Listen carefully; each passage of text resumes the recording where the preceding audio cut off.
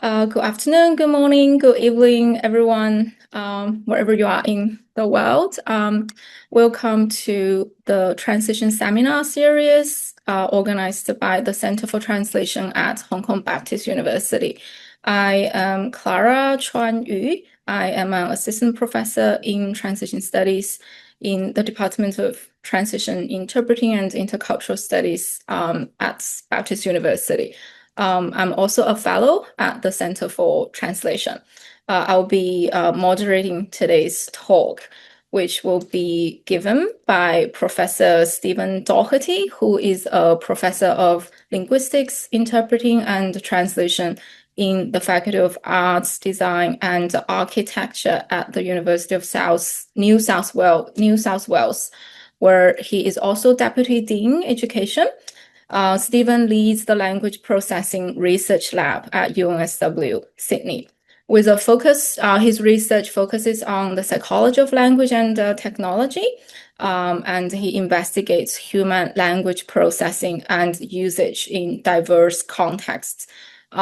So Stephen provided a very brief bio, but we're aware that he's very prolific. You are welcome to visit his university webpage or Google Scholar to have a look at his long list of publications, particularly focusing on research in language processing and transition technologies.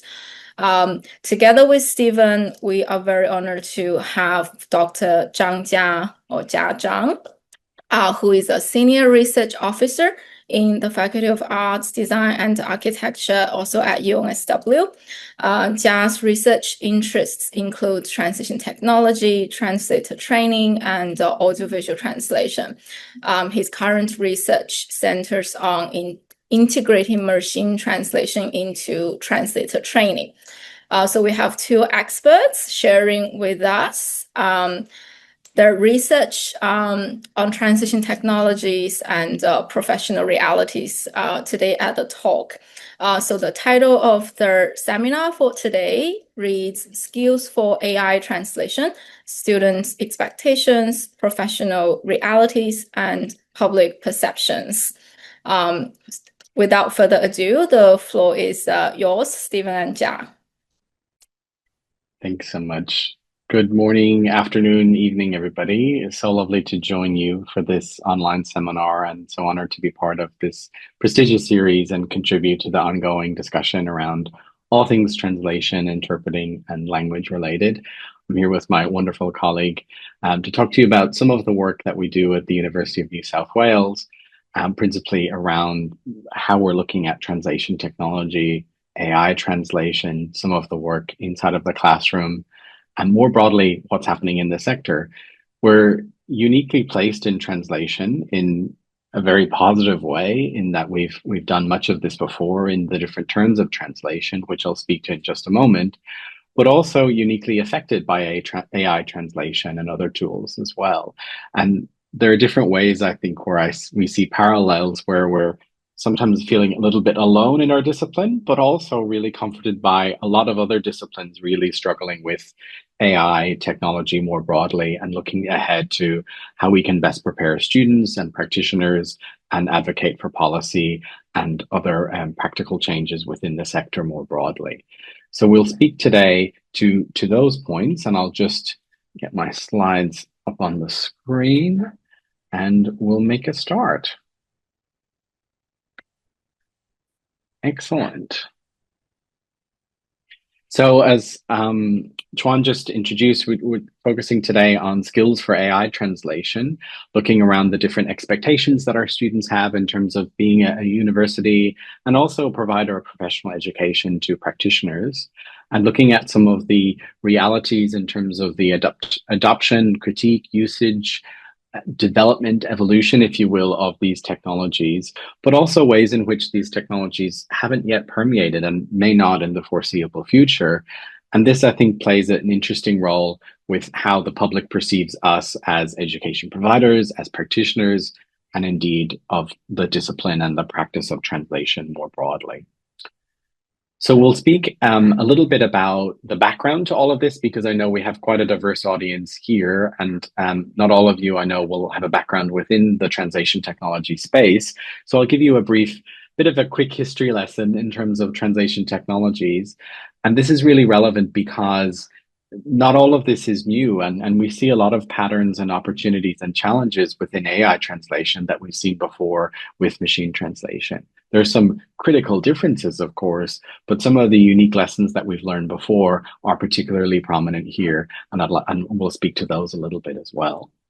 I'll then talk to a focus we've been looking at more recently within the university around skills and looking into the future in terms of the enduring human skills that we can equip our students and graduates with to tackle and be really informed critical users of AI translation in its many forms, some of which are increasingly less visible. I'll then pass over to my colleague Zhang, who'll talk about some of the recent empirical research we've been doing in undergraduate and postgraduate spaces, looking at case studies within the AI translation space, again, building on what we already offer in machine translation and other related technologies. We'll then have plenty of time towards the end for discussion, questions, and so on and so forth. So for those of you in the room who are expert in translation technology, apologies, I'm just going to do a bit of a quick stop tour of machine translation, translation memories, because it really leads into where we are today with AI translation. And so much of this is similar. And indeed, a lot of the buzzword of AI translation is in fact these existing tools that we've seen for quite some time now. So I'm going to give a summary of where we've been up to in this space. And we've really come a long way from what we see here as the increasing amount of content that we can create. And obviously, we still, in some areas, use pen and paper and in many contexts, but increasingly less so, of course, in the very digitized language services industry in which we operate, and indeed in the higher education and research context as well. Increasingly more digital and all of the challenges and opportunities that brings alongside as well. But this is really to illustrate that we have seen technological changes all throughout human history, and how we work, how we live our lives day to day have also changed, and we adapt quite significantly. And even thinking about how we have adapted as educators, as researchers, as practitioners within the last 5 years post-COVID, what will the next 5, 10, 15, and 20 years even look like?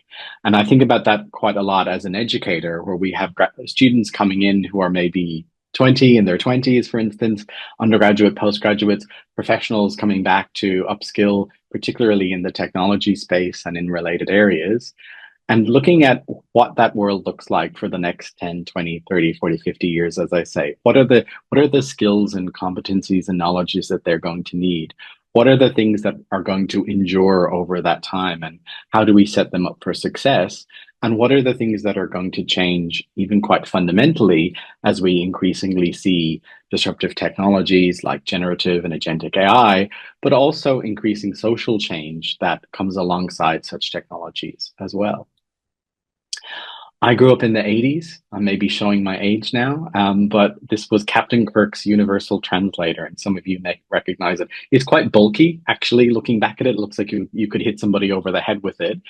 But this was a tool that was imagined many decades ago around this idea of a universal translator that could analyze almost, because there were a couple of times where it didn't quite do a good job, the language of many different species across the galaxy in this case. And this idea of a universal translator has come up in many guises. I think it's important to highlight that because we're often in a bit of a bubble in translation and interpreting, whether we're in the discipline, in education, in research, or in practice, of people who get it, who get the importance of language, who get the importance of cross-cultural communication. But for many people outside of that, particularly monolingual speakers, particularly in the English-speaking world, this idea of translation is still quite alien in some senses. And the idea of a universal translator, or earpods like the ones that I'm wearing right now, being able to translate and interpret for us isn't such a stretch. And that's where there's this increasing risk and kind of invisibility, to use that term in a very particular way, of the translator, of the interpreter, and that increasing risk that comes alongside that as translation technologies and indeed AI become increasingly more user friendly and accessible, lower barriers to entry, and so on and so forth. So, this idea of the universal translator, fact or fiction, I think is quite interesting to see and play with as we go through. Usually, and I'm sure some in the room would see this reaction too. Usually, when we talk to student translators, particularly new students, introduction to translation technology kinds of contexts in our courses, and we talk about translation technology, we often get this idea of, well, why am I learning coding and programming and these kinds of things? I want to do this. Why do I need to do that? Or we get an increasingly interesting response around, we do what? What are we doing with these technologies? Why would we use them?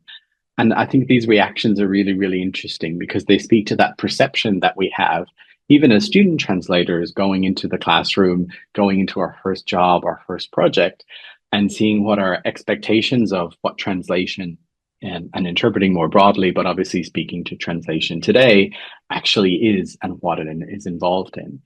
And I'll show some trends that have endured as well in a little bit. But essentially, it's in a significantly technologized landscape, whether we're in the education space, the research space, but more focusing on the practice space in terms of what it is that happens before, during, and after the translation process. And indeed, how that process itself is increasingly embedded in these more comprehensive, complex, multilingual workflows where things like data quality, return on investment, speed, and reuse of content are increasingly important. So it might be, depending on where you're placed, quite alarming or shocking how technologized translation actually is in the broader language services community. So this is a very, very put simply idea of it. When we're talking about translation tools, we often reduce it into this very simple process of something goes in, something happens in that box, and something comes out. And a lot of the terms that we're familiar with in terms of source text, target text, are still very relevant here. But also, I think it's really, really important to identify the input and the influence of human translators all throughout this process. And we often see it as maybe being without human intervention, but where did the data come from? Is it edited? Has it been processed and treated in some way for translation, and so on and so forth? And what we saw increasingly with machine translation, and now we see very widespread with AI, is this sort of muddying of the waters in terms of not being able to, or it being increasingly difficult to identify what has been produced by a human translation in its sort of purest form, if that still exists, what has been edited or post-edited if we're talking about a machine translation context, or text or content that has been generated by machine translation, AI, automated tools, semi-automated tools more broadly. And a lot of these things build on each other, and those blurry lines are increasingly important here because they also speak to things like quality, liability, risk, cost, which we'll get to a little bit later as well.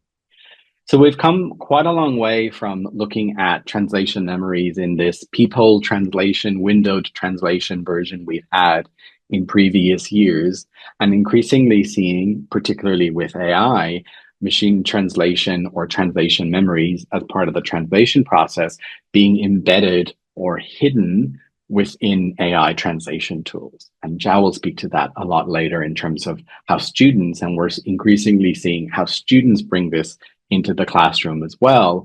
And that idea of the blurry lines between where one task like translation ends and other tasks like editing or looking for literature or doing research or producing something for publication are increasingly ambiguous, and those lines going back and forth in many different ways than ever before.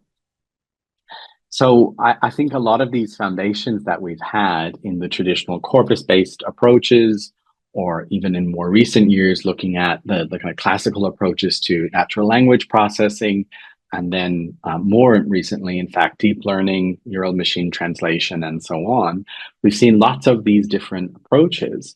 And what's really interesting and I found fascinating by AI is that not just in translation, as I said as a preface at the beginning, in all disciplines and professions, it often, because it's a disruptor, causes us to rethink, to question, to reanalyze existing arguments that we have had within a discipline or within a profession. And I find that really interesting. So I spend a lot of time with colleagues talking about assessment practices that we have, again, not just in translation, but more broadly around the higher education context. And a lot of the issues that we had before around assessment design, academic integrity, feedback, some of those challenges that are widely known in the literature are brought back up again by AI because they cause us to think about fundamentals. Why do we teach in the way that we do? In terms of curriculum and pedagogy, how does that relate to, in this case, professional practice? And these are some of the underlying points of interest that we speak to today and drive this research, not just what we'll speak to today, but in previous years as well. So increasingly seeing more and more public recognition, particularly around Google, ChatGPT, and others in more recent years around these large language models. And I'm sure many of you in the room are very familiar with many of those, considering they're constantly in news cycles, in our day-to-day professional lives, personal lives, on our phones, on our watches, in our earpods, doing all the things. Well, not really in many cases. But this really builds on the back of a lot of these traditional approaches that have been developed over the years and decades before, even going back to code breaking back in World War II and the Cold War and so on and so forth. This is really important because it not only shows that a lot of this has been developing for a long time, but also that a lot of these components or approaches or the knowledge or even the data and algorithms that we've developed over many decades are still used today. And often a myth that I like to bust in the translation classroom, the translation technology classroom, is that a lot of machine translation is still within AI, just the packaging is quite different. So people often think that AI engines are completely different to machine translation. Some of them are further apart, let's say distant cousins rather than brothers and sisters, but there's such a tangible link between what has come before and indeed what is happening now and may happen next. So we've really seen, particularly since 2022, the sort of blow up of all of these language models and the kind of everyday nature and availability and recognition in the public discourse and reception of what it is that we see and use these tools for. And again, looking at machine translation in the broader computational context, a lot of these models that large language models use for not just translation tasks, but doing research, booking restaurant tables, whatever it is that you use your large language models for in ChatGPT, Gemini, you name it, are based on a lot of the same approaches, technologies, data, algorithms, as I said, as what has come before. And looking at different tasks that we use those for, this idea of chatbots and chat being the interface, I think is quite interesting to that debate. But increasingly seeing this idea of artificial intelligence, different levels of reasoning, abstraction, of conceptualization, different kinds of tasks, I find quite fascinating, within which translation is a really interesting example of all of these.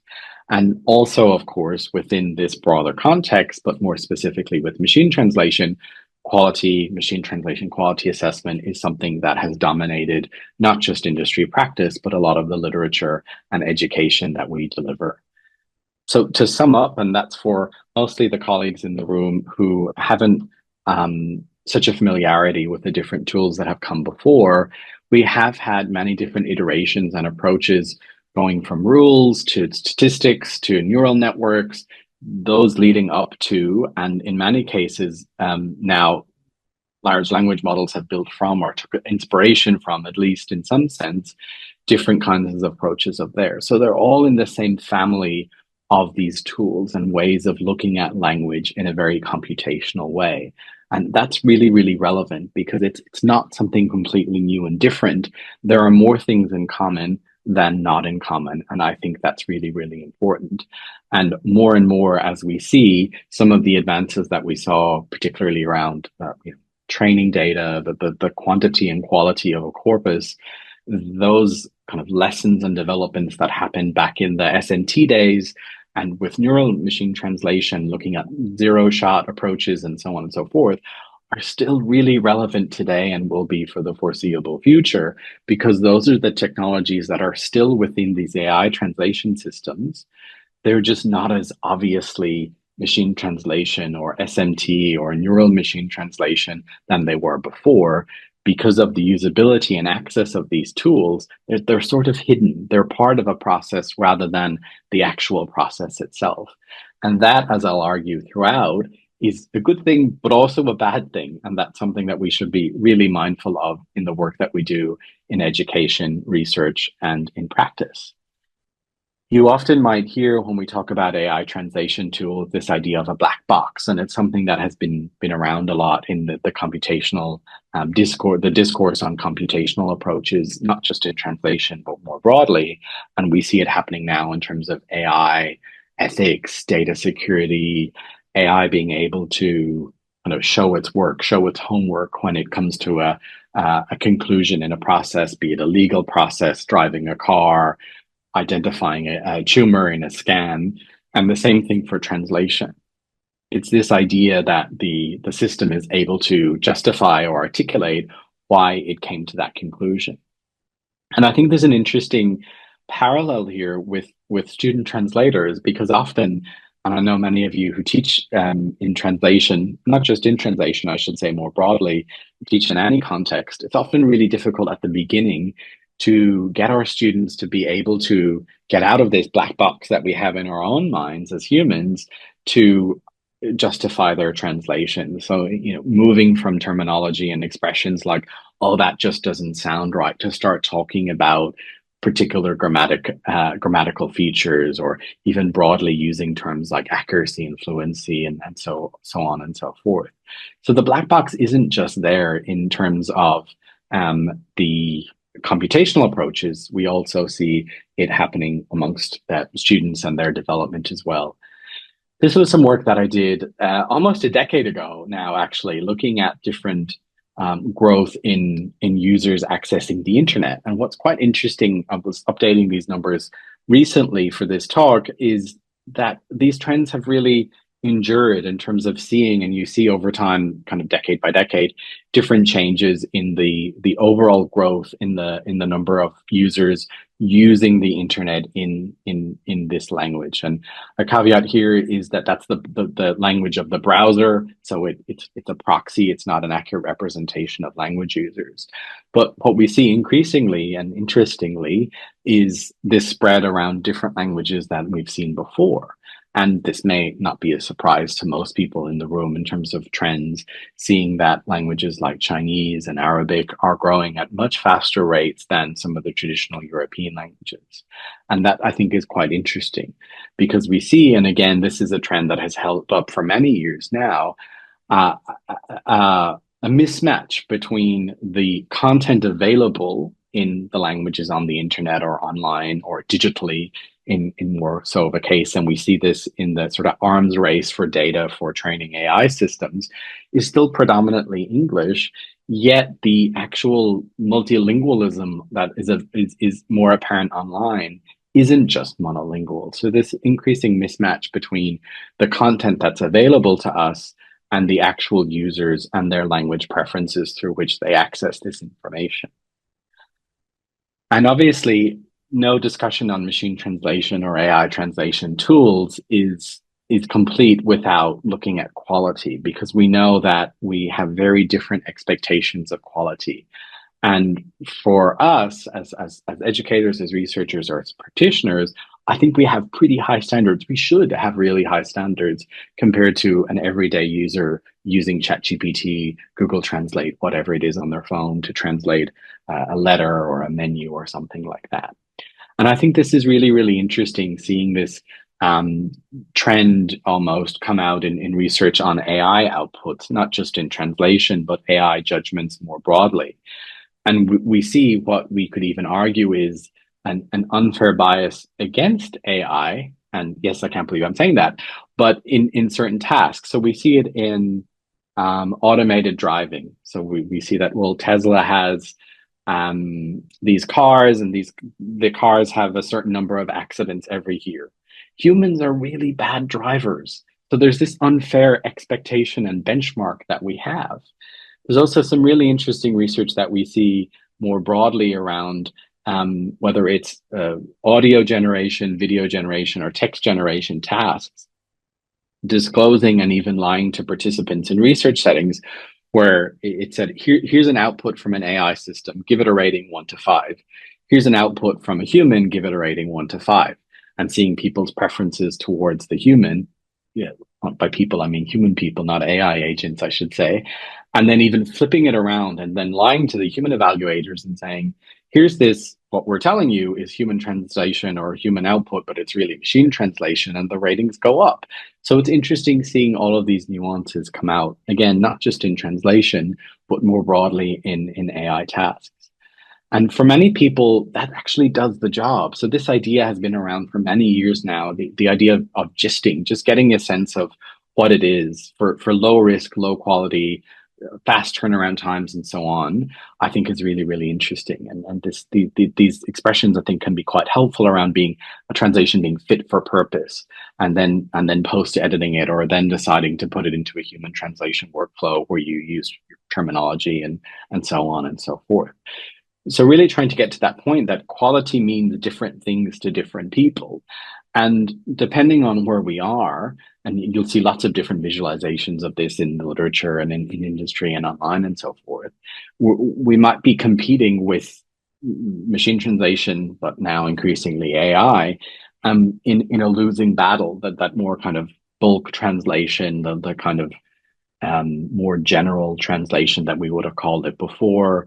And why not just use Google Translate? Why not use ChatGPT? These are the questions that come up to me as an educator, as a researcher, as a practitioner, and I'm sure that you face those too. And where actually then when we go to the top of that pyramid, or whatever shape you want to give it, the pyramid here, trying to represent that scale, that it's a smaller segment of the market, but it's higher end, and hopefully then greater remuneration. Where does that sit? And to different clients, it's different. And I think this is quite interesting. And again, doesn't apply just to translation, but more broadly to an increasingly diverse range of AI tasks where the kind of generic questions and answering, the research, the intel, the data analytics we need AI systems to do, the more general ones, well, why would I hire a research assistant? Why would I hire a data analyst? AI can do these general things for me. But then I think risk and expectations increase and have an interesting relationship as we go further and further up that pyramid, or what it is that you see. Also, what has not changed, and this is something that's quite surprising from some research that was conducted now even 10 years ago, and looking at this again more recently, that we have many different approaches to evaluating translation quality across the industry, across different sectors, and even in different geographical locations, and many different purposes for doing this translation quality assessment, not just for creating content and publishing it or providing it to clients, but also for training, for building models, and increasingly, and I think we'll see this change more and more over the next few years, looking at how AI tools come into place in this in terms of prepping data, cleaning data, and so on and so forth. That diversity of different tasks that AI systems can be used for, albeit in good ways and in bad ways, is increasing and quite interesting. And also the regularity and the idea of risk becoming more prominent in practice as well. The idea of, can we really afford in this high quality top of the pyramid translation work or communication work or press release or government publication, can we really afford risk of miscommunication, of mistranslation, and so on and so forth? And still seeing a need for how we evaluate quality to be improved. And some initiatives in government and industry have also looked at that too, like the with TAOS, MQM, and other ones as well that you may be familiar with. Some observations then around the professional components of this and the sector more broadly, before I move into talking about the education piece and looking at some of the work that we've been doing at UNSW.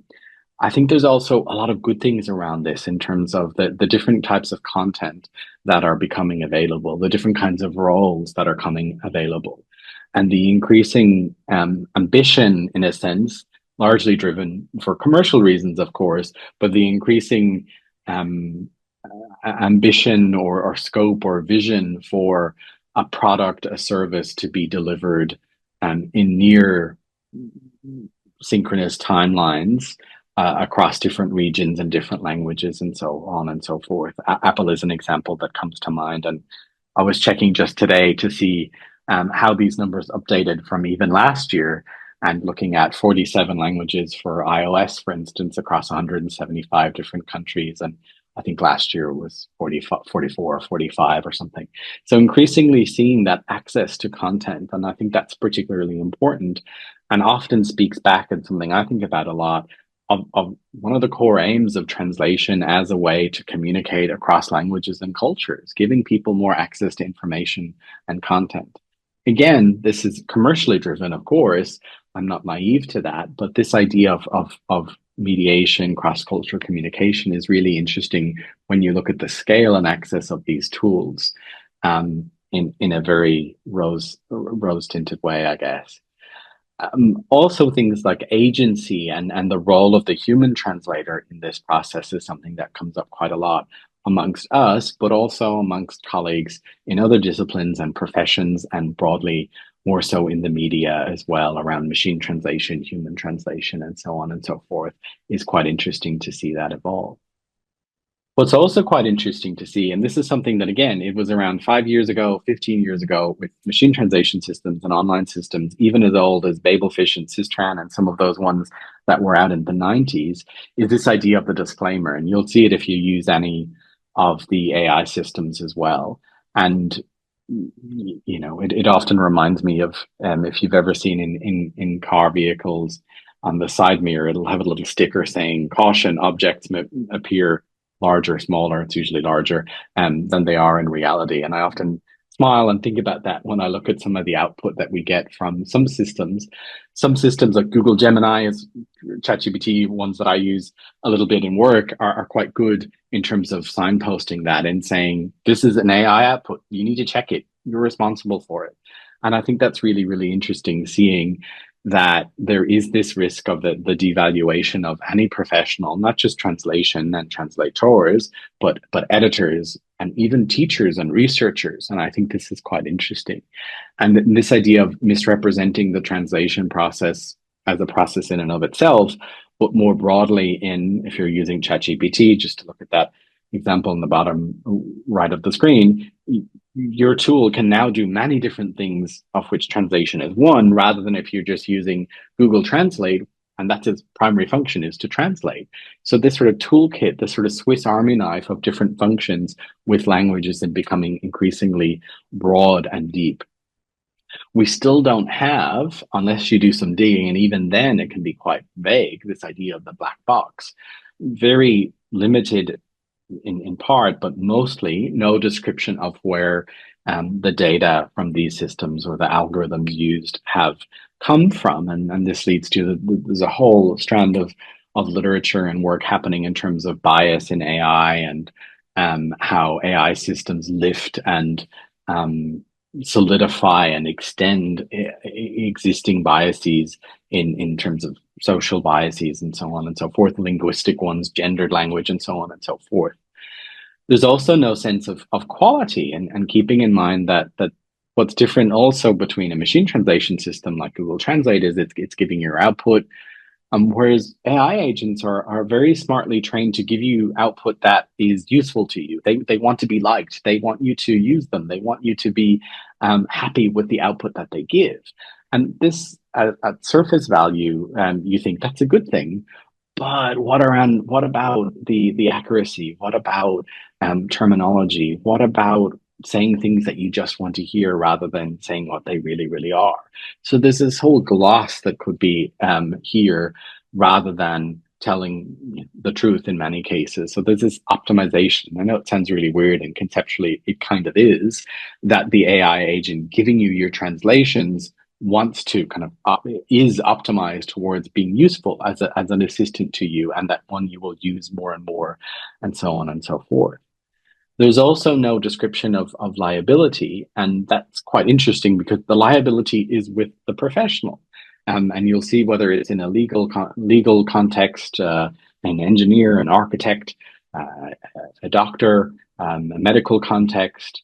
And there's some really interesting articles lately around using AI even in monolingual settings, using AI in court, and the idea that a defendant can come in and with ChatGPT, its trusty GPT agent by its side, win the case, and so on and so forth, to the point that some courts are trying to ban these tools coming in as well because it's problematic. And then there's also a counter argument in terms of access to justice as well there.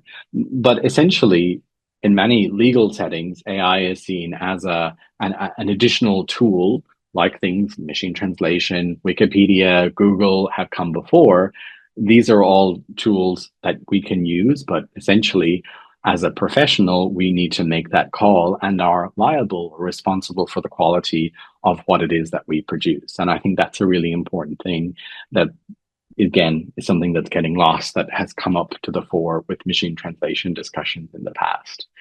And there's also very little information around how to optimally use them to solve some of these problems. So there's more and more we see, and Zhang will speak to a little bit later, around prompts and how to optimize prompts in terms of translation work. And that's something that we're looking at, how to optimize that in terms of what we teach our students.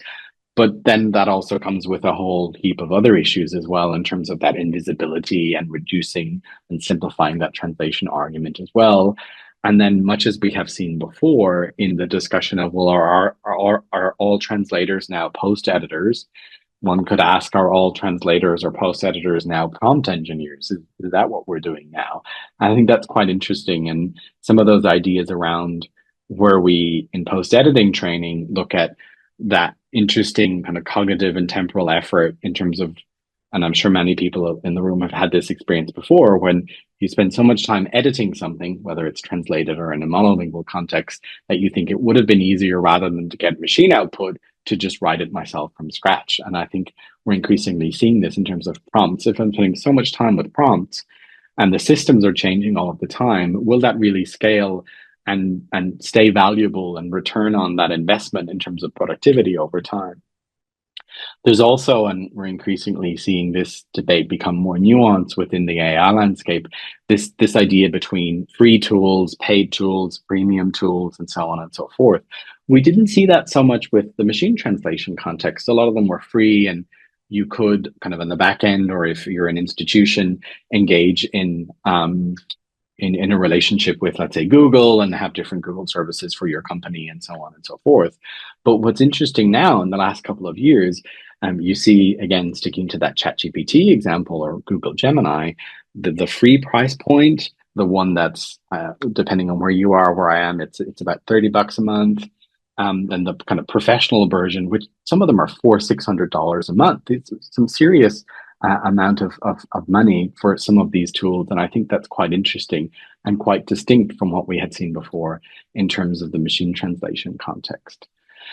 So there's also then bringing that a little bit further, this idea of then as again, as educators and researchers indeed, but as practitioners, how and why do we disclose to clients and users that we've been using these tools? And this isn't something unique to AI translation. These issues of disclosure around data privacy, confidentiality existed with uploading data to Google Translate. And we've seen, even to this day, many different court cases and legal proceedings around medical information, legal information, patent information being uploaded to Google Translate, and various parties being unhappy with that, rightly so.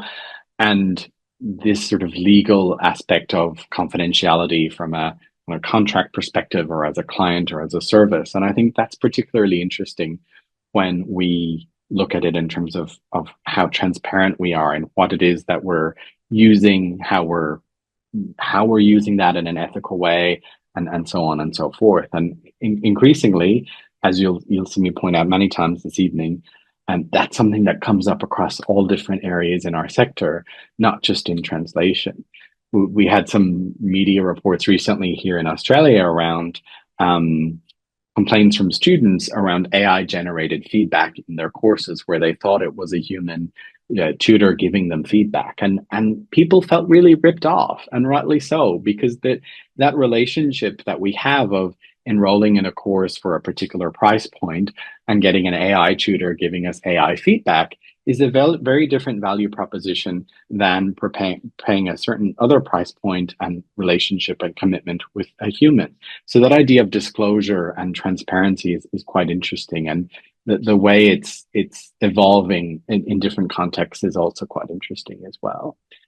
And also we see, as Jia will speak to a little bit later, our student translators really unaware of these issues, the legality, the liability, and so on and so forth. And indeed, we see that in practice as well, across the sector, and something that we get a lot of questions about too, in legal settings more and more in particular. And I say the jury is quite literally out, because there are many, many, many, many cases involving not just translation, but AI more broadly in terms of the process and outcomes of a particular task. So it's quite interesting, and seeing as well, as I mentioned, some of the traditional approaches and technologies, they're still there. They still exist. AI translation didn't completely start fresh. So a lot of the terminology, the glossaries, the reference translations, the trusted translation memories, the stock engines we had with our SMT systems are still valuable and increasingly being used or repurposed into custom language, large language models, and so on. And still that idea of looking at the quantity and quality of the corpus for the task and how to optimize training. You'll see in some of the releases that ChatGPT have, for instance, they're very visible in terms of trying to show that the training data and those kinds of increases in their process can really, really help. And I think that's quite interesting. And just as I mentioned before, the price point differential is also quite interesting. And many people, just as we did before, would put something into Google Translate for free online and think, oh, that's not very good, depending on your language. Or in some languages, think, wow, that's very good. And it was really, really surprising. And we're seeing that price point happen in AI too. Some of the work that we've been looking at recently, comparing some of the output of the free version of ChatGPT, Gemini, and so on, with the 20, $30 a month version, with the 300, $400 version, with the corporate kind of university-wide license. They're significantly different in the quality that they produce. So there's also issues in terms of equity and access there before too. But really to think about trying it and before you buy it and invest in it, because particularly as a language service provider, could be something that is really, really key to that short-term or long-term return on investment, or indeed no investment at all. And again, increasingly seeing the sophistication and specialization of all of these different areas within developing cloud-based models, bespoke models as well. Many of you, like I, are part of organizations that might have particular data sharing agreements and particular single sign-on contracts with OpenAI or with Google or whichever provider you use. So increasingly seeing that more sophisticated bespoke provision of AI tools, not just for translation again, but more broadly. And I think it's also quite interesting to see this, particularly in the media, and how this is playing out, again, in a positive way, in a negative way, and how that impacts us in the classroom, in the profession, and so on and so forth. So this takes us into the idea as us as educators in terms of what are we doing about it in terms of that 10, 20, 30, 50 years that graduates have. And seeing that the demand for courses is actually increasing, and AI translation is something that we get asked a lot in the sector, but increasingly even across the university, to provide to other disciplines and to other contexts where we wouldn't have had those before. And looking at where our graduates are going in terms of like multilingual project management and different kinds of ways in which the skills, the knowledge, the attributes we have within translation are increasingly valued and increasingly seen across AI and the AI landscape. And it's quite interesting to see a lot of those kind of analytical, linguistic, trial and error, critical thinking, creativity, and some of those skills I'll get into in just a moment that we have in spades within translation are sought after more and more, increasingly so over things like programming and being really focused on that particular skill set. So I think it's really interesting to see that transference of skills and looking ahead to what those skills will be in the next few years as well. But this, as I mentioned before, builds on work that we already have done within translation memory training, within machine translation training, looking at ways that curriculum and pedagogy can help our students and indeed future practitioners become more confident in making those informed decisions and deciding where they can be placed within the industry, which in itself is in a complete state of flux. So, as I mentioned, all of that in terms of the different developments of the tools, what we know already, it's nothing new, but it is in different ways. There's also been a lot happening around us in terms of a different focus in terms of where language technologies are placed and perceived, and often this mismatch between the perception amongst the public and then the reality of it. We saw it within COVID with multilingual health communications. We saw it particularly around AVL or remote interpreting and AI interpreting. We see it in the launch of Apple's new EarPods with seamless interpreting that is seamless, but not really in any real setting. And an increasing kind of pendulum effect in terms of we do a lot of work at UNSW in terms of legal interpreting as well, and seeing the appetite for that risk go back and forth, and seeing that tolerance and that interest in technology, again, going all in or sometimes stepping back. And I think that's the case with any kind of disruptive technologies as well. And as I mentioned some of these things before, there's some really interesting work happening in terms of that disruption of the supply and demand of translation. Most translators, if not all, at least in mainstream translation, making some use of MT and then increasingly so AI, which is the same trend we saw with moving from translation memories into machine translation, but in a sector that is still increasing. And I think this is really, really important, that the actual volume, as we saw back 10 years ago, Don Del Palma and others telling us from Common Sense Advisory that only a small amount of translated content is actually being translated. That is still the case. And we look at some of the data, which I'll get to in just a moment. I think that can be quite interesting, but in a very different market that we have had before. Now I'll just skip ahead to exactly this is what I wanted to speak to. Take these with a grain of salt. It's some sort of analytics in terms of business analytics around looking at the size of the translation industry or broadly the language servicing industry. There's a variance here in terms of what actually is the language services industry. Does it include translation and interpreting? Does it include monolingual work? Broadly defined here is where we go. But essentially all of the sources are saying it's growing, it's getting bigger. And I think this is really, really important in terms of how we see ourselves fitting into this industry and making sure that we're on the right foot in working that ahead. You might have also seen this many times as well. And I often think to myself, are we at this point now, this trough of disillusionment, as Gartner has called it, and you've seen many of these visuals online called different things as well. This idea of this inflated hype around a new technology. We saw it with AI, we saw it with machine translation, we saw it with translation memories, we saw it with code breaking a century ago, and then that sort of reality of, well, actually, it's not so good at this, it's really bad at that, but it's good at these kinds of things. And I think we're in that point now, from what I can see around where that is and where we can go from here.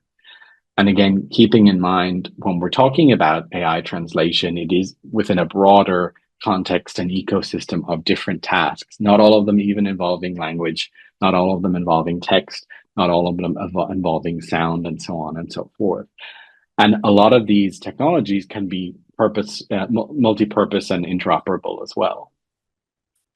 So to sum up this argument and take us into the next piece, it's really seeing what we had before developing into what we have now, and seeing that continue there, that a lot of what we know about these technologies, of how they work, why they work, how we can use them, how we can optimize them, what we do as educators still applies. It looks a little different. It looks a lot different in some contexts, but the fundamentals are really, really key and will endure, in my opinion.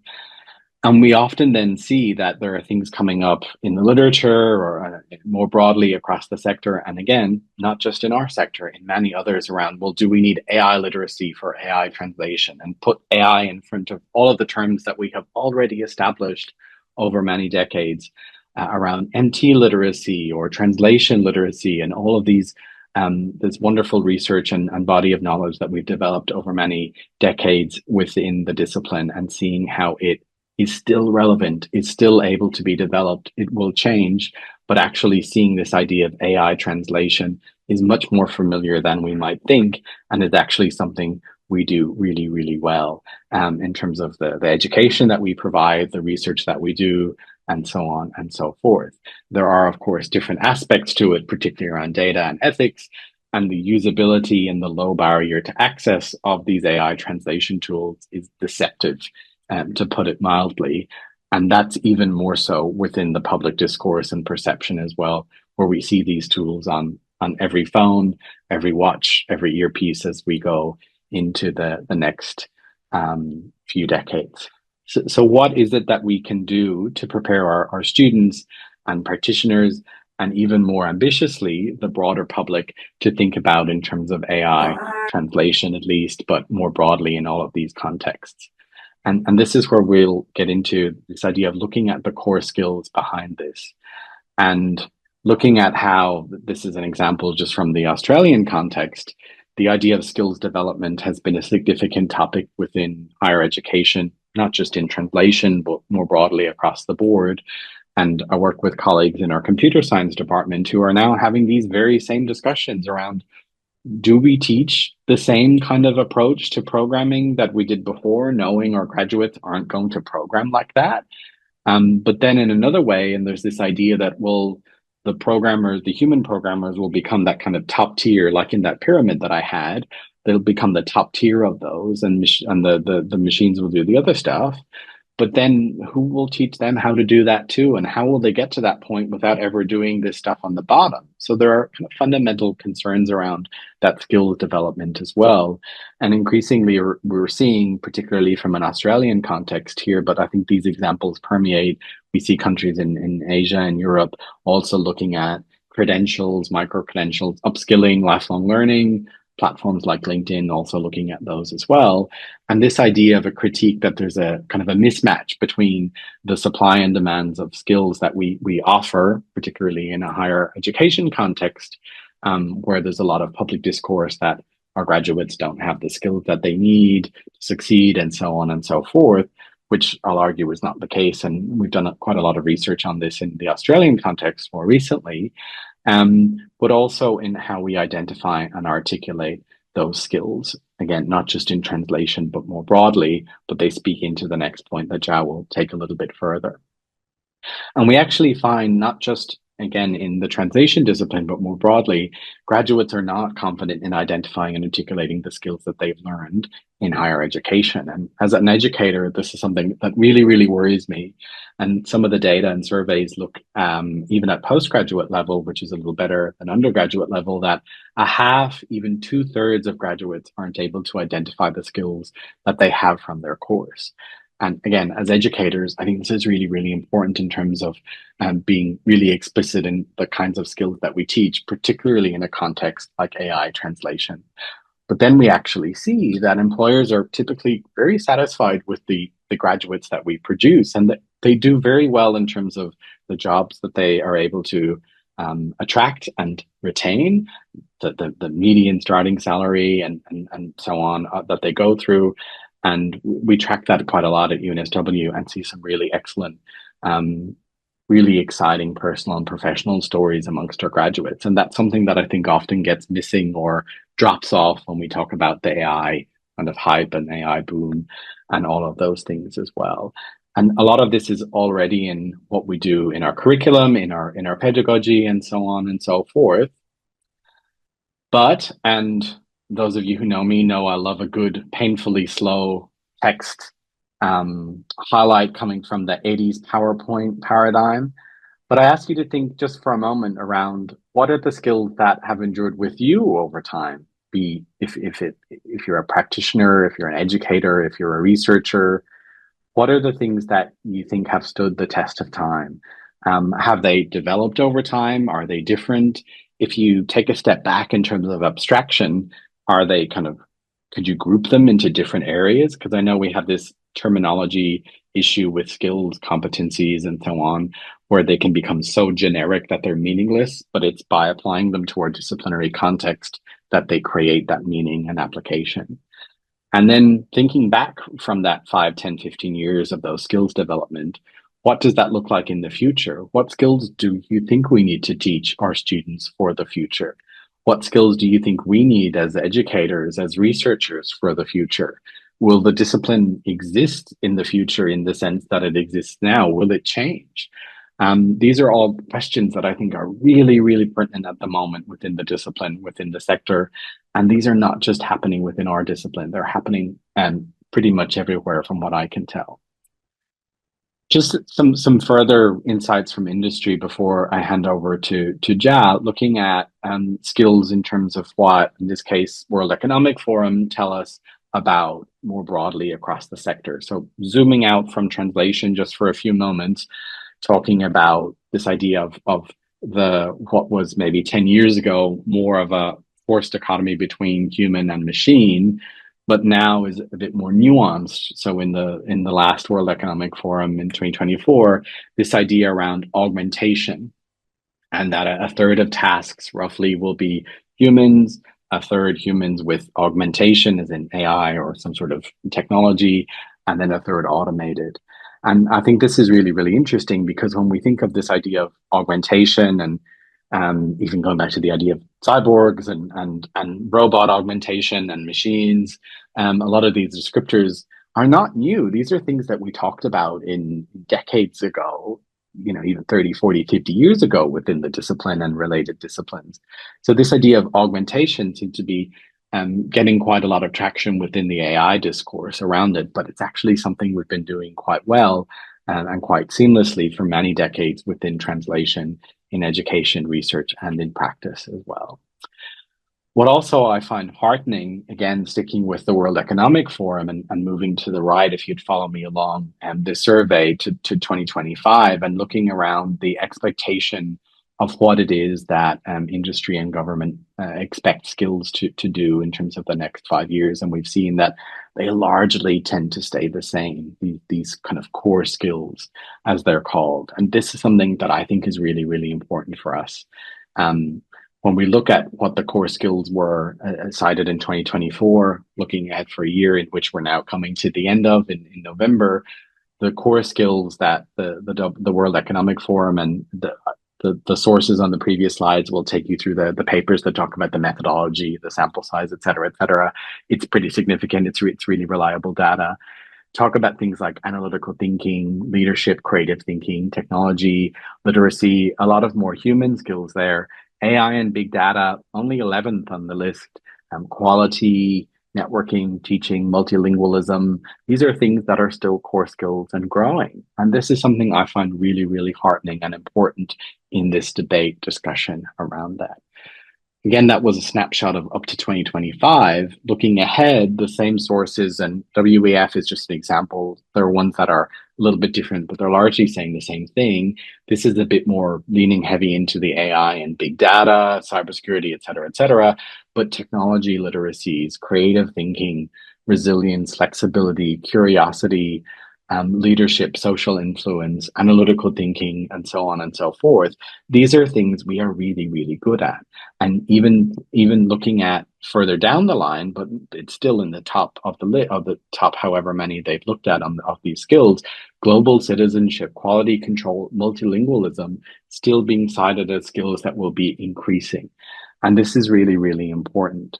And I think it's really, really important to that discussion on, well, what are our expectations of translation, of translators? What are our expectations of our students? What are students' expectations of what we deliver to them in the classroom, particularly in the AI space as well?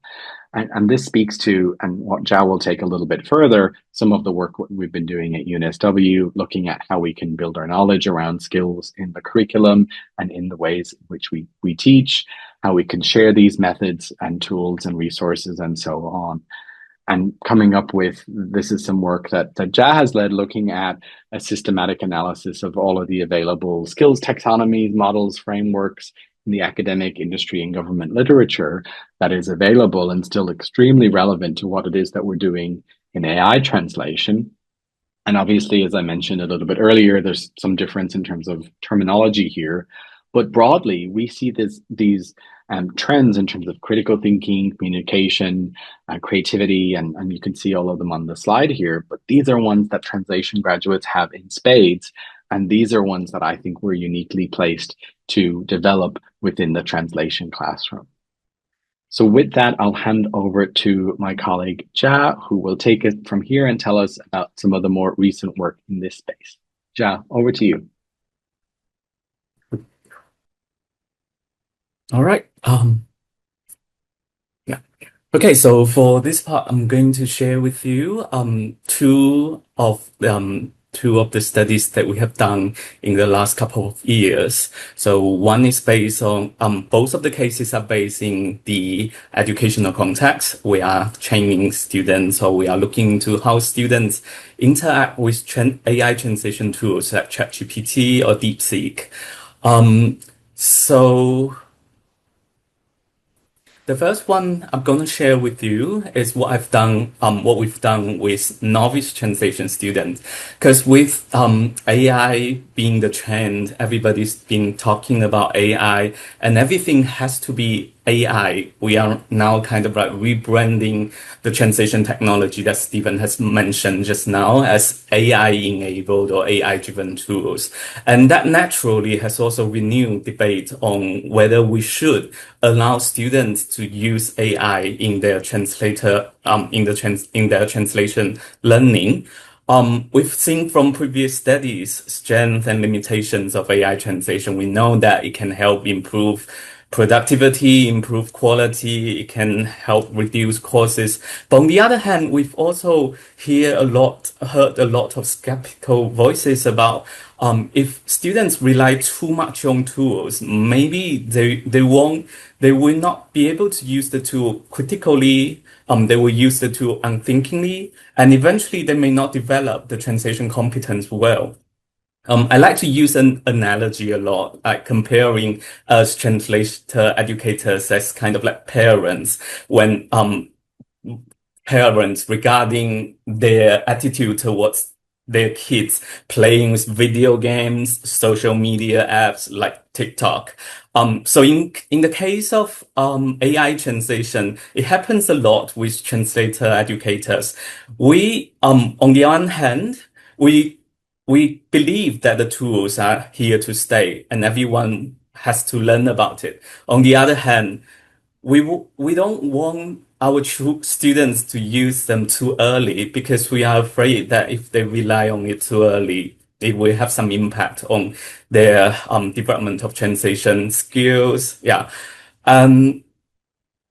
We know from it's just as I've said, it's just like those parents when with their attitude towards social media app like TikTok.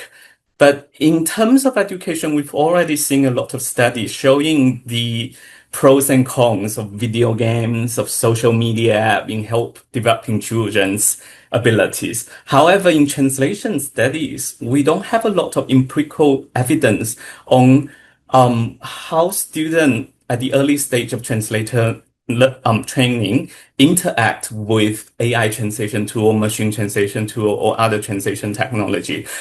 From existing studies, what we've seen are mostly students who have learned translation for a couple of years, usually in the last year of their translation program or early in their postgraduate study, that researchers start to look into how they interact with machine translation.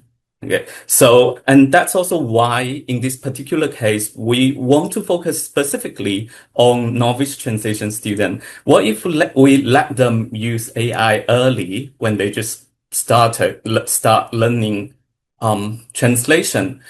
So in our teaching experiment, we basically recruited 51 participants from 4 different universities. And most of them are actually in their first year of translator training. They've taken at least one fundamental translation courses, which means they at least know something about translation.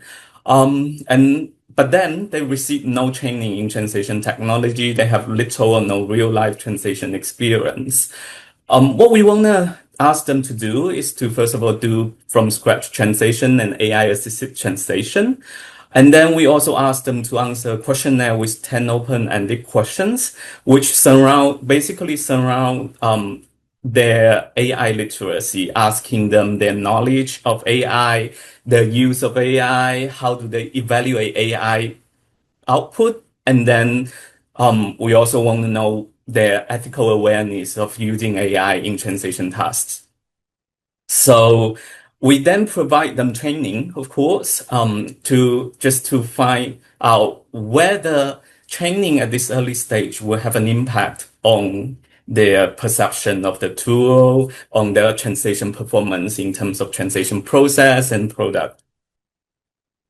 We then analyze in this case study, I will mostly focus on the questionnaire data we've provided, but I will also engage some of the process and product data if time allows.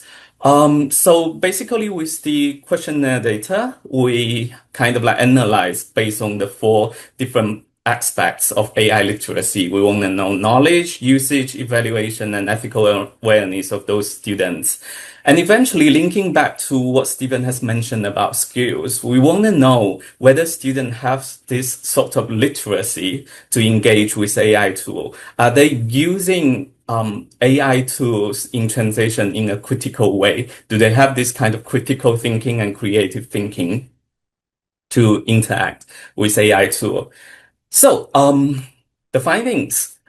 In terms of knowledge, we noticed that students has demonstrated certain knowledge of technical terms, but like they have mentioned, like for example, one of the quotes here, you notice that students have stacked all these terms in their responses. They talk about machine translation, automatic translation corpus, large language model, and big data, deep learning. But when we look further into their responses, we notice that they actually have little technical knowledge. They don't actually know what this term means.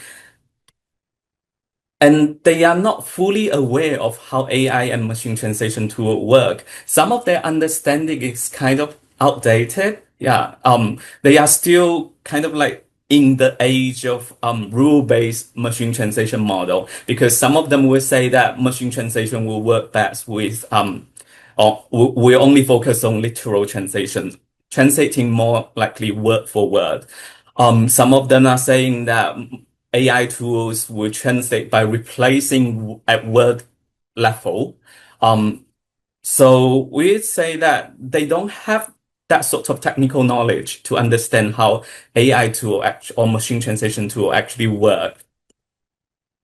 And we also want to figure out how they use AI translation tool. From their responses, we can somehow tell that they are practically aware of the use cases of AI translation tool. For example, they will say that, okay, it will be able to improve translation quality. It can help with translation tasks with limited time. And it works best with non-literary translation or applied translation. And they are also aware that with literary text, machine translation or AI tools may not do that well. However, when we ask them to provide example how they exactly engage with AI tool in translation, we did see some unexpected usage. For example, they will ask AI or machine translation to provide a sentence for them reference so that they can see whether a different sentence structure is possible. But from previous literature, I think machine translation and AI translation sometimes are not creative enough. And that's why the sentence structure may not be the one that the students are looking for, like that creative. And also, students are also seeking advice from AI on the translation of idioms and slangs, which I don't think from previous studies, it's a very good use case of AI tools. And then we also, in the questionnaire, we asked students to evaluate the output of AI translation tools. We've noticed that most of the students are praising the output of AI translation. There's also, of course, they mentioned some of the negative impact on their translation, but not regarding grammar, word choices, sentence structure, or terminology. Basically, they are saying that AI can help them in all these aspects. The only thing that they are concerned about is critical thinking. As one student put it here, like maybe if I translate it myself, I would be better at logic. There's also other instances where students say that they will probably come up with better wording or unexpected wording rather than more like a predictable translation. And then most of the students believe that AI translation has actually helped them improve their translation performance. Their quality is better. They feel that the task is easier. But is it true? So this is a figure about their perception of the ease of task, their confidence when they are doing translation, their motivation, their relaxation, whether they feel relaxed and sorry. Yeah, and whether they trust AI translation. So the first one and the second one, we can see that they feel most of them feel that the task is easier, and they feel more confident when they are translating with AI. But is it true that their translation quality has improved? They have demonstrated this sort of self-efficacy. They have this kind of confidence in their ability to correct errors too, because like more than like out of the 51 students, there are around 10 students or so saying that they will be able to manually correct the errors from the translation. So that is some kind of confidence unexpected from the student. And then, as I've said, we've also collected translation products and translation process data in order to figure out how they perform with the assistance of AI. I'm not going into the details here because that's too much information. But what I can tell you is that we identify, first of all, we have quality assessment done by two experienced educators. And they then mark the AI assisted translation done by student as better than their from scratch translation, without the assistance of AI. But then these two educators also agree that the AI-assisted translation quality is very similar to the raw AI translation. With this in mind, we then further look into automatic evaluation metrics and edit analysis. So basically, I annotate all the edits done by students in their post-editing outcome, and we want to see how many edits were done by students. We also use automatic evaluation metrics, including Blue, TR, Media, to just identify how similar the AI-assisted translation is to the raw AI translation.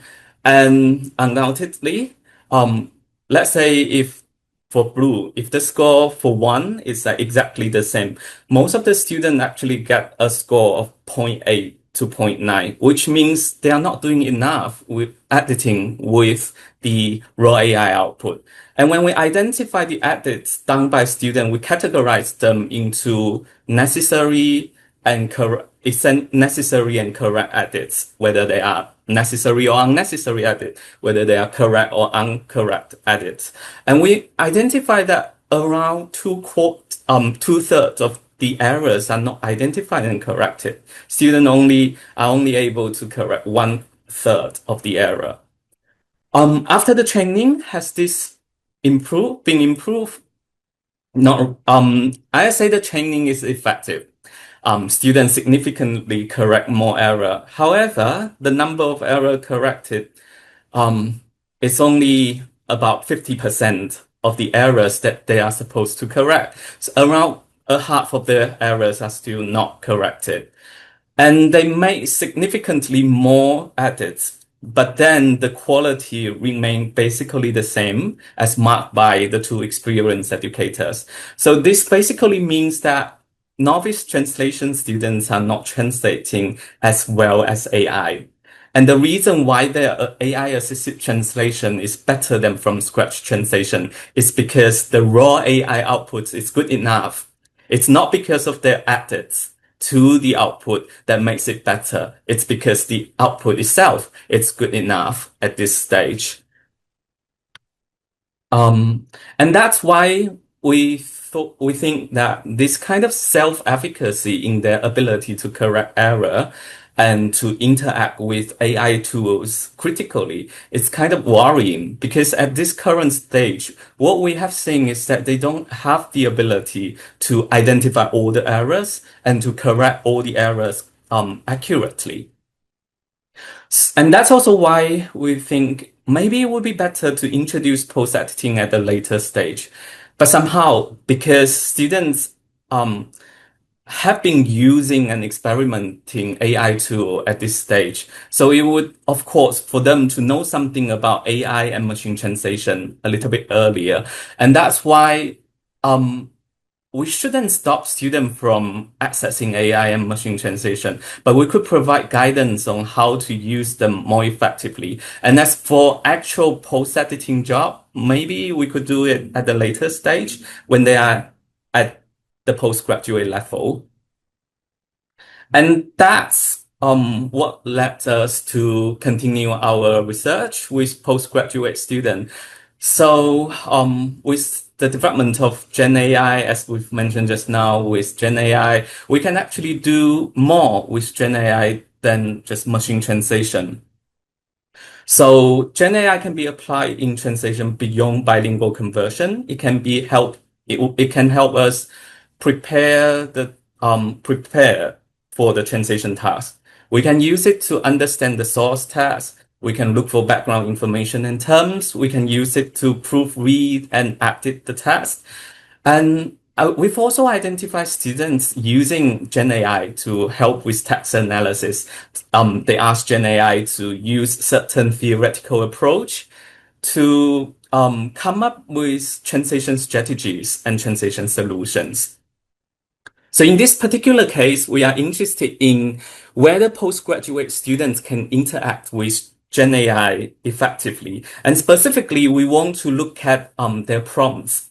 And so we want to analyze students' prompting behavior to assess, again, whether their use of Gen AI is critical enough. On the other hand, kind of like another benefit of the research is that we currently don't see a lot of translation-specific prompt framework. So maybe based on the analysis, we would also be able to, identify some of the effective elements that could be put into effective prompt writing in future studies. Because these students, they actually grow up with a lot of disruptive technologies. So some of them, not all of them, may have better digital literacies to interact with the tools. And they probably, and their prompting behavior probably may have some sort of implication for us to develop translation-specific frameworks. So in this study, we collect data from 15 postgraduate students. We collected altogether 980 translation-related prompts over a period of 10 months. So basically, we asked students to submit one document of their prompts with Gemini, ChatGPT, and DeepSeek. And they will also delete those irrelevant prompts and only submit the prompts that are translation related. We want to analyze what they use Gen AI to, what they ask Gen AI to do in terms of translation. We want to know how they have conduct their conversation with Gen AI. We also want to analyze the content of their prompts, like what information they have provided to Gen AI to help them do the translation. And eventually, we are interested in whether students are using Gen AI critically in doing translation.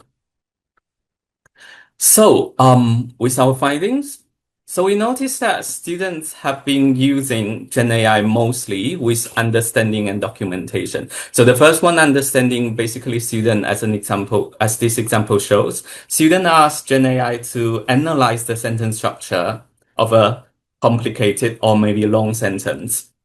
With documentation, they ask Gen AI to help them compare and analyze some of the text they are going to translate. In this particular quote, the students are doing an assignment in which they are going to translate the name of two brands.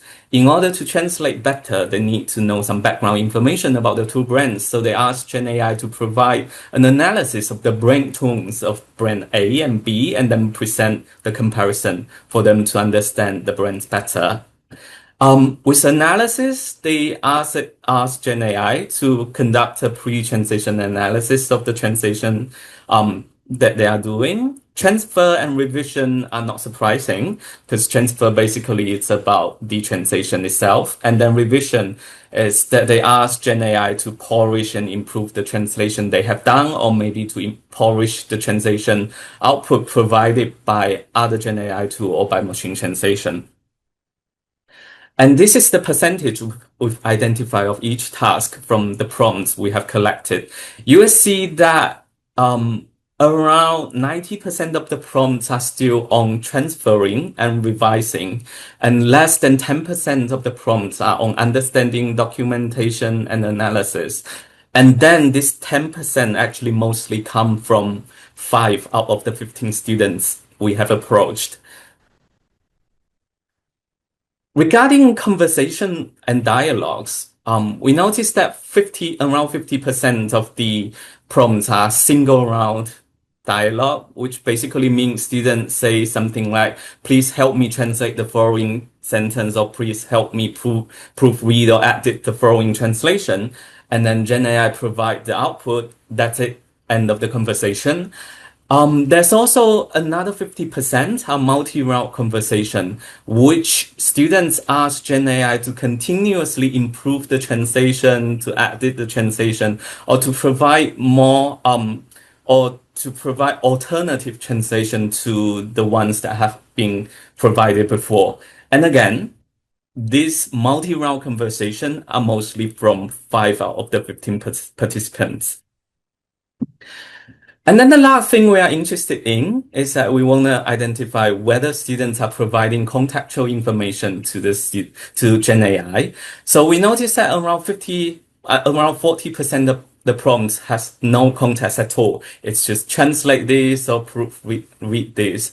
And the other 60% prompts with some sort of short text information or target translation information. Again, this 60% of the prompts are mostly from the 5 participants out of 15. So what have they included in the prompts? So in terms of source text information, they have authors, domain, genre, source of the text functions, like whether it's promotional, it's expressive, or it's informative, and then background information regarding the translation task. They also provide information regarding the quality of the target translation, including accuracy of meaning transfer, language proficiency. They also talk about properly use textual norms and conventions. There's also something unexpected from these students.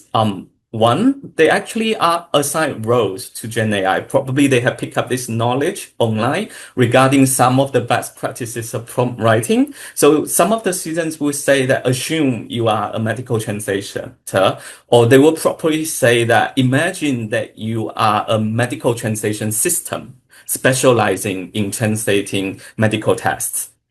The other unexpected finding is that some of the students are actually engaging with translation theory approaches or strategies when they ask ChatGPT to translate. Some students will say, please please creatively adapt the following text into English rather than translate the text. Some of them will say that please analyze the text below based on scoped theory, and then provide us appropriate translation strategies. So this is actually unexpected because right now from existing translation prompt framework, we haven't seen any specific one engaging particularly with translation theory and approaches. And we are not sure whether providing this kind of information, contextual information, will be effective in helping Gen AI produce better outcome or not. So to sum up a little bit, we noticed that students' prompting behavior is kind of random and uncritical, especially about the 10 students who are basically interacting with Gen AI in one round conversation. They are basically using very simple prompts like translate this or read this, and they provide mostly no contextual information or very random contextual information, sometimes with the author, sometimes with the quality requirement, but not in a systematic way. As a follow-up study, we actually have also sent out questionnaires asking students how they are interacting with Gen AI, and we ask them to report whether they have used it mostly with transferring, revision, the 5 tasks we have identified from their prompts. So you can see from the figure here, the first one is what we have identified. Most of the prompts are used to do transferring and revision. But then the survey result, which we are currently analyzing, this is preliminary data analysis, we noticed that the students actually believe they are critically engaging with Gen AI in all the translation tasks we've identified. So you will see that the pillars are basically of the same height from the responses. So I think what we won't be able to generalize though, saying that students are not interacting with Gen AI critically and randomly, because we still see the other 5 students are doing quite well with Gen AI. But what we can see from the data is that there is a growing digital divide, possibly caused by the prevalence of AI and machine translation tool, and also and this kind of growing digital divide can be very worrying, especially in higher education, because obviously those students with more money, they will have paid access to more advanced model of Gen AI tool, which presumably will produce better results. And those students with better AI literacy, as the students that we have in our data, they probably will be able to write more complicated and better prompts, which yield better results too. And these better results will help them maybe perform better in translation assignment and translation tasks. And then in higher education, if we allow students to use AI in their translation assessment, eventually we may ask ourselves a question like, is it their AI literacy that we are evaluating, or is their translation competence that we are actually evaluating? And think about these 2 cases that when we talk about postgraduate students and undergraduate students, especially undergraduate students, they actually have they've just started with translator training. They have very little knowledge about translation technology, and their translation knowledge is also very limited. So it's actually very similar to the general public who have also been experimenting and using Gen AI tool in the last couple of years with ChatGPT, with Gemini. And we've actually seen a lot of instances in news report talking about the wrongful and unethical use of Gen AI or AI tools in medical, legal context that eventually leads to incidents, casualties, even death. For example, this news I have on in my PowerPoint, it's actually about an employee using Gen AI to facilitate food allergy training on food allergy training. And this employee of a coffee shop doesn't actually know much about allergy information. And that's why this girl with severe dairy allergy died after drinking a drink made by this particular employee who used Gen AI in their training. So Gen AI, of course, has lower language barrier for us. It helps us access a lot of materials and documents that may not be available to most of the people. But then if the general public lack of knowledge and skill, to critically engage with Gen AI, a lot of unfortunate incidents may happen in the future. And if our students, like the novice translation students with limited translation knowledge, cannot do well with Gen AI, they don't have enough AI literacy to interact and engage with AI translation, how can we expect the general public with basically no or very little knowledge of translation can do better than our students? And linking back to the topic of skills, they are more relevant, I guess, in the age of artificial intelligence.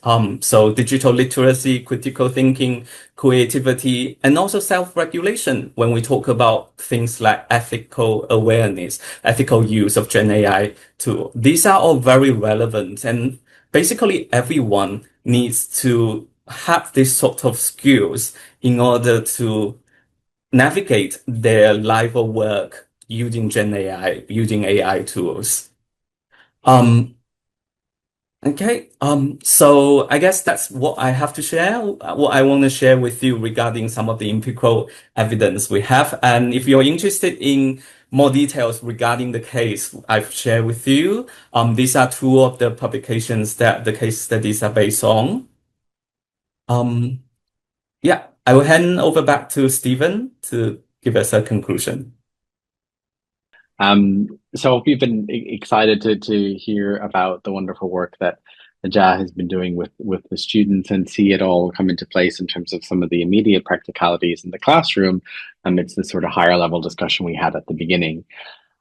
So to sum up and as food for thought and discussion to take with you throughout the day, perhaps, I really do believe that change is not new in terms of what we have in translation in the discipline in our practice as educators and researchers and more broadly in the language services industry, and it will continue to change in my view.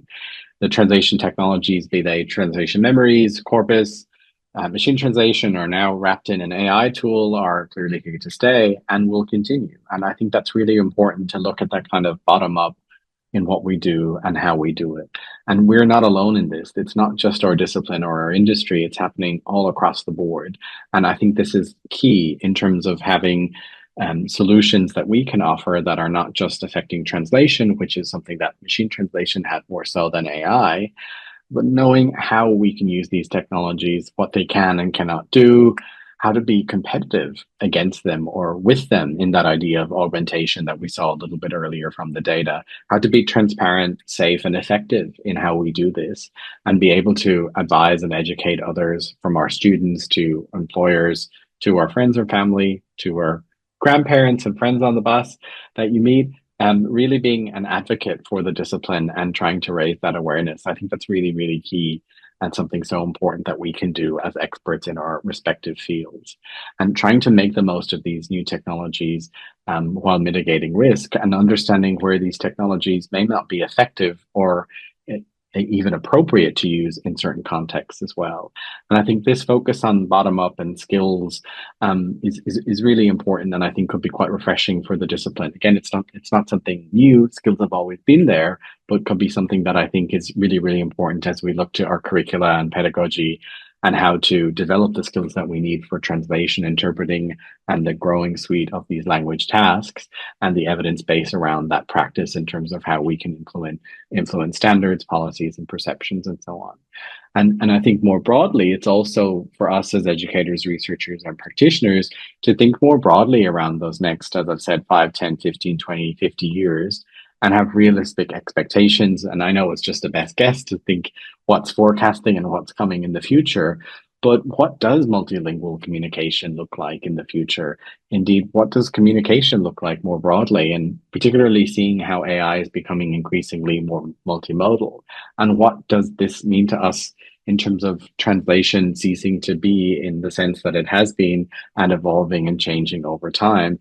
Where do we fit into that? And while there are these exciting new opportunities coming in the future, there's also a lot of risk and challenges alongside that, particularly if we don't match the kinds of skills that we need to provide with the needs that we will have across the sector. So with that, then, I hope these have been useful experiences and arguments that we've shared with you. I particularly encourage you to share to look at the work that Jia has just shared, and we'll be presenting and developing that in the coming months as well, and really eager to share it with the audience as well. So with that, Chuan, I might hand back to you for questions. Yes, yeah. And Jia, we might drop the slides then too. Yeah, great. Thank you so much, Stephen and Jia, for a very, very rich talk. It indeed covers all facets about transition technology, from research to education and then to practice. The talk is scheduled until 6 p.m. Hong Kong time, so it's 2 hours in total. We have around another 25 minutes for questions. We have already received quite a few questions in chat box. To accommodate all audience, I will take turns. So I will read one questions. In the interest of time, I'll just copy and paste the question in the chat box chronologically. So we will take one from the chat box and that one from verbally from the audience if there is any. So colleagues, if you have any questions, please feel free to raise your hand. Okay, I'm now going to copy paste the very first question asked by Mohammed from Iraq. So Stephen and Jai, if you could skim through and let us know what your responses are.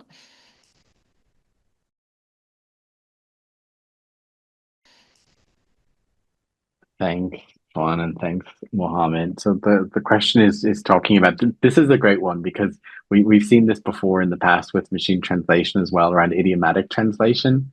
And many of us in our courses for teaching students translation, we get to a certain point where we start talking about idiomatic expressions, and it becomes a point that students, as AI tools we see here, just can't rely on those literal translation, those direct translation techniques anymore. They see there's a lot more to it as well. Idiomatic expression, translation of idiomatic expressions is a lot better in AI translation tools than it has been.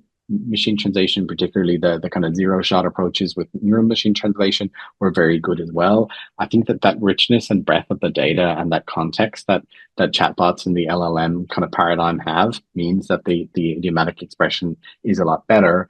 But again, it depends on the language pairs. So a lot of these discussions that we still have around quality come back up again with AI translation. So, if you're translating from large languages where they have access to good quality data, that'll be a lot better in terms of quality than from smaller languages where the chatbot may not have that much data there.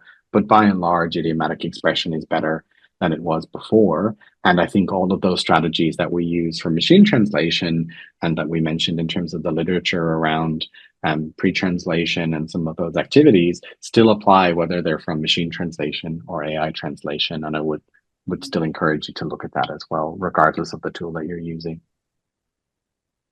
Yeah, thanks, Stephen, for that insightful responses. Do we have any questions from colleagues who would prefer to communicate with our speakers verbally?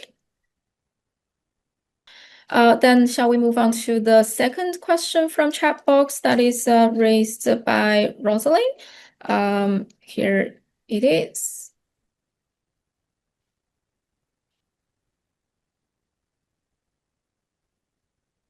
Yeah, absolutely. I think this is a real key, and again, it's a discussion that we've had in machine translation times as well, where we were looking at languages for which there's less data, as I just mentioned too, and looking at some projects. I'm more familiar with the ones in the European context, where smaller languages was a focus in terms of looking at digitization of corpora, improving quality, improving access, and then that helps develop those tools as well. So it's not surprising at all to hear that in low resource context that the quality, of course, is not as good as you would expect in other ones. And I think they're looking at, Translators Without Borders, looking at government initiatives, and even some of the industry initiatives too. Having access to digitized data for those low resource languages is really, really key.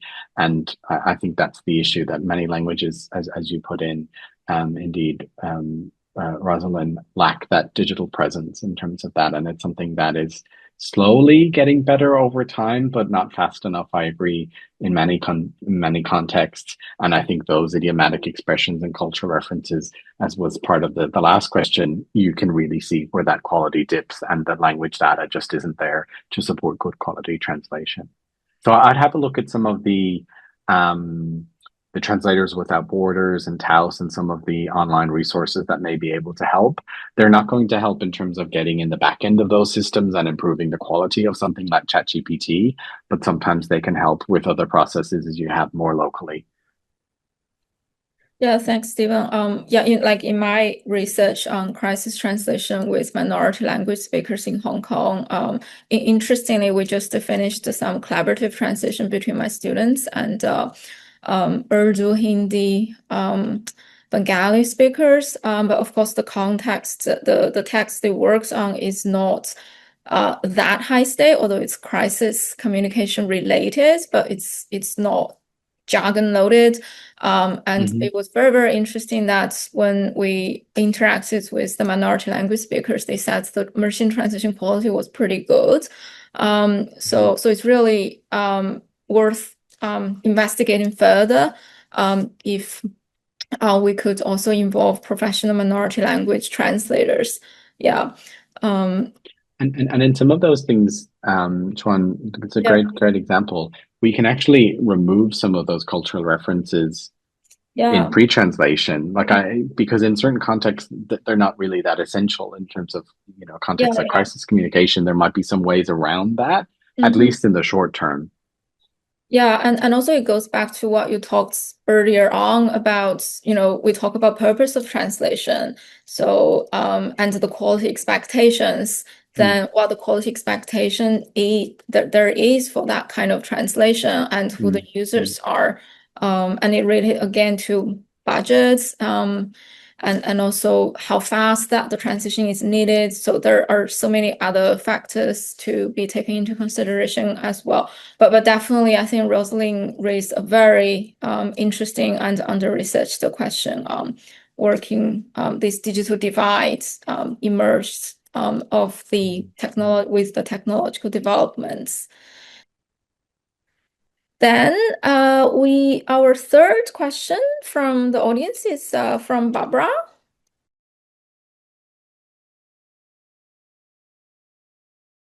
Oh yeah. I wrote a little response a little bit earlier on that. Thanks for that, Barbara.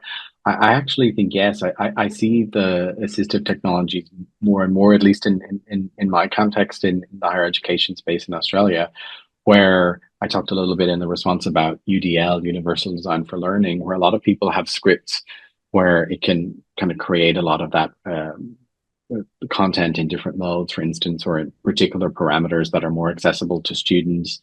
And that's something that is getting a lot of traction in the context that I work in, because previously I think people were conscious of the need to kind of be more inclusive in terms of what they're providing, but it kind of falls lower on the priority list, where if an AI can do some of that work in, let's say, an online learning management system and so on, maybe that could make it easier. So that kind of barrier to being more accessible in what we do is lowered, I think, by what we're seeing with AI. The risks and the quality questions still remain. Like, is it actually better? Is it causing more harm than good? And we would obviously need to do that in a very mindful way.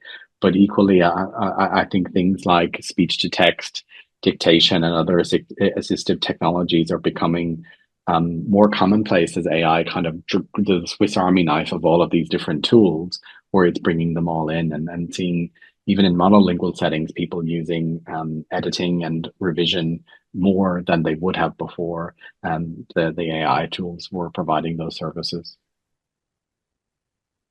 Yeah, definitely. And speech to text or the other way around, the technologies have been applied very, very widely. And I think especially interpreting studies, there has been a lot of advanced like findings and applications of these technologies.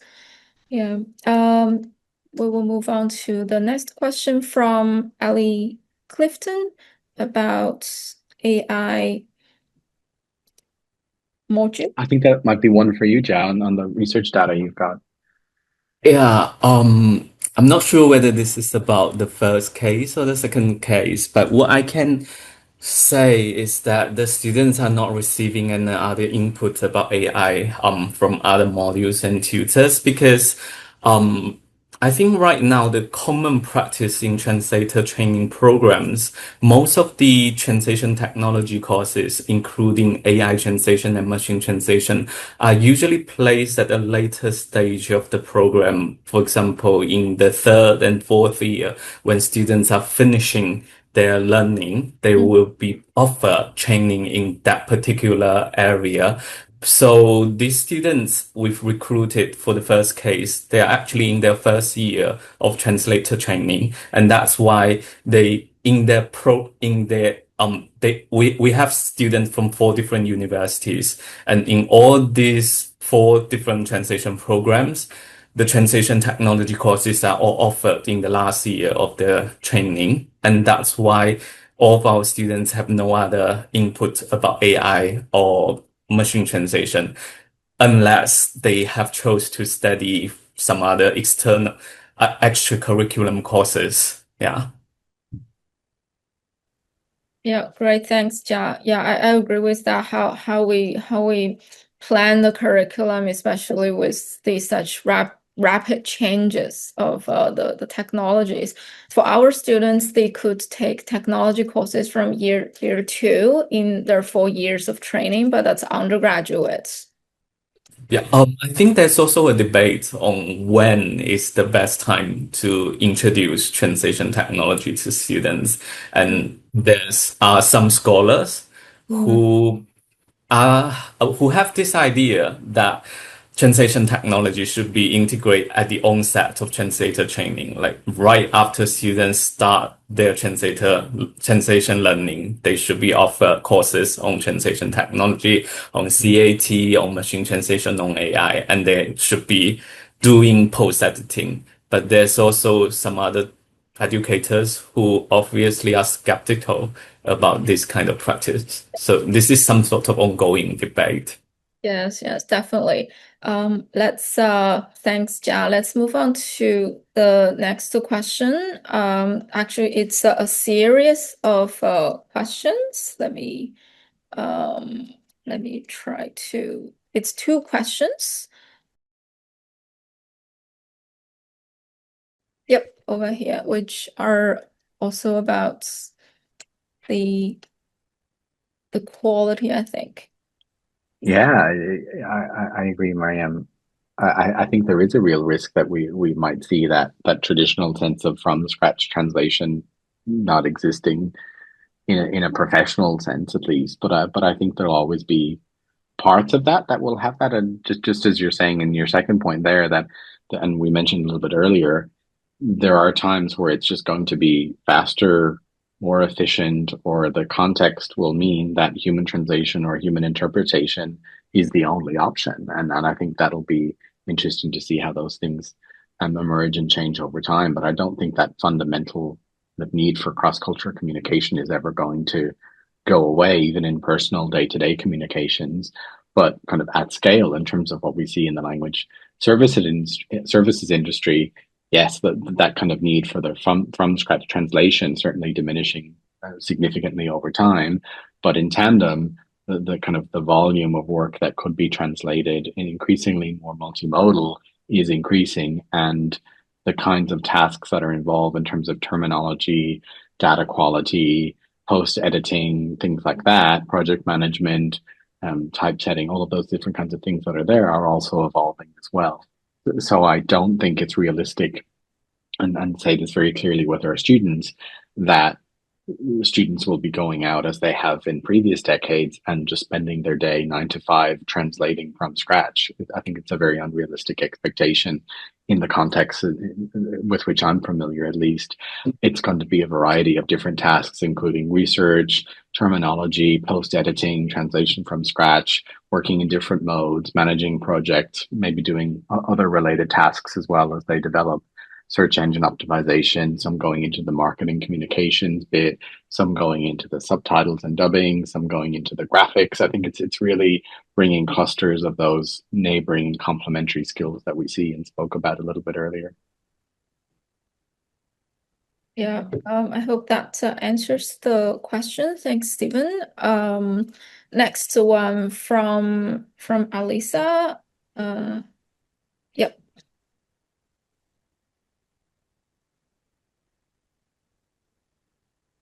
Another one for you, Zhang. These are difficult questions. Great. Yeah. I think right now the current issue, in my opinion, is that we like the translator we don't have a lot of translator educators with superior or good enough AI and machine translation literacy to actually design this kind of courses very well. And so before we actually include this kind of components in our curriculum, maybe first of all is for the educators to reskill and upskill first to equip with this certain AI literacy, so they know how to integrate AI literacy in the curriculum. As I've mentioned just now, like there could be a possible digital divide caused by AI in our education. And if the teachers, the educators are not familiar with AI literacy, they just allow students to use it and they redesign their assessment in a way that's not fully informed with enough AI literacy. It's possible that eventually we are causing another level of inequity among students in higher education. So that is very important. And then second, with that sufficient knowledge, the component that should be included, I believe, based on the framework that we have adopted, are four different things. We have knowledge, we have usage, evaluation, and then ethical awareness. Some of the components can be integrated at the onset of translator training. For example, ethical awareness is something I think should be brought up at the early stage because students have been experimenting using it outside of the classroom. And that's why they probably have been using it in an unethical way or unthinking way. Earlier discussion on ethical awareness may help them better interact with Gen AI.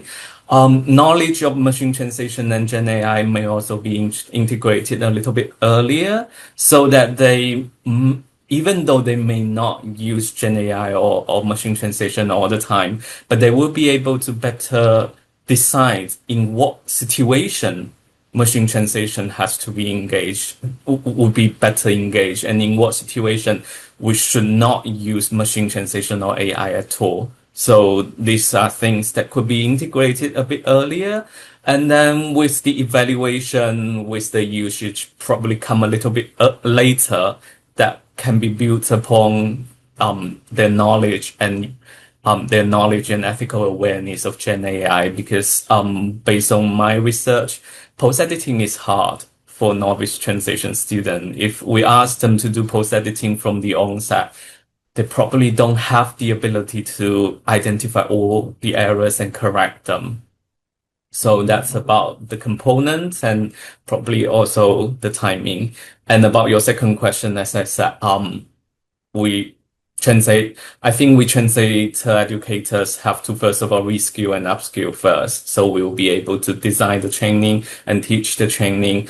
I am actually a bit skeptical about involving software or prompt engineers in translator training. Maybe Stephen has some different thoughts, but the thing is that because they probably they will help us understand better like the design principle of this tool. But about the actual practice, because these tools are not specifically designed for translation, so they may not have actually explored as much as translators in terms of how to use this tool for the purpose of doing translation. So, and yeah, that's some of my thoughts on. And just to add to that last bit, I agree. I think that it's a combination of the two, perhaps. And we saw that in Yeah. previous iterations, as I mentioned, with translation memories and machine translation of programmers and translators, linguists working together. And I think that the prompt engineering and then software engineering sense can be good for, like Ja had mentioned, understanding the system, the design principles, and how to think about it in that sense. But I think we need that nuance and context that only translators, translator training, experts can provide in terms of what is it that we need to look for. So it's a kind of a, yes, helpful generic prompts, and Yeah. some of the frameworks and guides that Ja mentioned. If you look at those in more detail, they're very general, like they're around general tasks. This is a specialized context, and we need to refine those translation prompts, just as we did before with post editing rules, regular expressions, things like that we did in the past. Yeah, thanks both. We have 3 more minutes, so I will copy and paste the last 3 groups of questions in chat box for your review. Okie not so much for the first one, Francesca, thanks for that. Not so much multimodal. I think and this is this sort of digital divide bit that Jack has been talking about. I think is so interesting. We're now seeing that some of the tools are getting better in different ways. So we're seeing Google Gemini, at least from what I've been seeing, better at the multimodal aspects, where ChatGPT seems to be better at the text-based thing, at least now in the current versions. And it'll be interesting to see that change over time. The issue is when we actually go into some of the work with the dubbing, the subtitling seems to be pretty good and more consistent. The dubbing and the syncing seems to be very problematic. I think AI really struggles with long durations of anything, whether it's text, whether it's audio, whether it's video.